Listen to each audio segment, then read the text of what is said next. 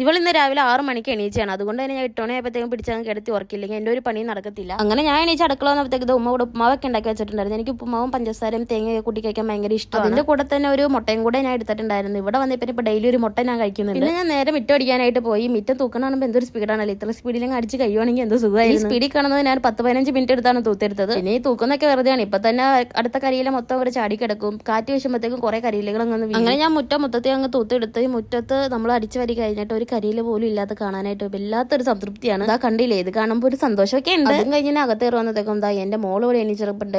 ഇവ പുതിയൊരു പരിപാടിയാണ് ഈ കാല് പൊക്കി കിടക്കുന്നത്. രാവിലെ എണീക്കുമ്പോൾ ഞാൻ നോക്കുമ്പോൾ അതേ പുള്ളിക്കാരി അവിടെ കാലൊക്കെ പൊക്കി പിടിച്ചായിരിക്കും കിടക്കുന്നത്. പിന്നെ അവളെ കുളിപ്പിക്കാന്ന് വിചാരിച്ചാൽ അവളെ കുളിപ്പിക്കാനുള്ള സാധനങ്ങളൊക്കെ ഞാൻ എടുത്തു വെച്ചു. അവളെ കുളിപ്പിക്കാനായിട്ട് അവളുടെ തോർത്ത സാധനങ്ങളും ക്രീമൊക്കെ ഞാൻ എടുത്ത് വെച്ചിട്ടുണ്ട്. അങ്ങനെ ഞാൻ അവളെ കുളിപ്പിച്ചിട്ട് വന്നിട്ട് അവളുടെ മേത്ത് നല്ല ക്രീമൊക്കെ തേച്ച് കൊടുക്കുന്നുണ്ട്. ഇതൊക്കെ ഇങ്ങനെ ക്രീമൊക്കെ തേച്ച് മസാജ് ചെയ്യാനായിട്ട് ഭയങ്കര ഇഷ്ടമാണ്. അത് കഴിഞ്ഞാൽ അവളങ്ങ് കിടത്തി ഉറക്കി വീണു. ഉറങ്ങി കഴിഞ്ഞാൽ മാത്രമാണ് അവളുടെ പിരുകൊക്കെ കരി എഴുതാനായിട്ട് പറ്റത്തുള്ളൂ. പക്ഷെ ഇന്ന് അവള് ഉറങ്ങി കഴിഞ്ഞിട്ടും ഇങ്ങനെ എഴുതാൻ സമ്മതിക്കുന്നുണ്ടായിരുന്നില്ല. തട്ടി കളയുമായിരുന്നു. മൊത്തം അങ്ങ് പരത്തി വെച്ച് പിന്നെ ഞാൻ എഴുതിച്ചില്ല. അങ്ങനെ അവളെ ഞാൻ അവിടെ കിടത്തിയിട്ട് ബാക്കി പണി ചെയ്യാൻ പോയി.